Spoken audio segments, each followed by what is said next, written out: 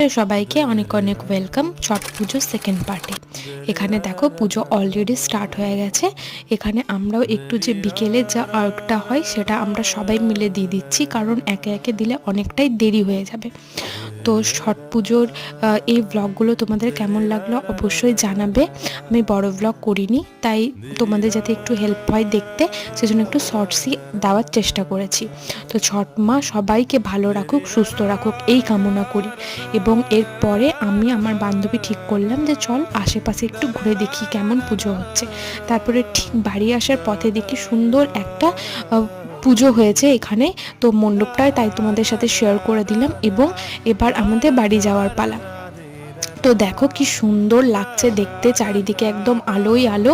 তো যেহেতু আমাদের বাঙালিদের ফেস্টিভ্যাল মোটামুটি শেষ হয়ে গেছে, ছট পুজোটাই বাকি ছিল, তো সেটাও শেষ হয়ে গেল। তো চলো দেখা হচ্ছে নেক্সট ব্লগে, টাটা।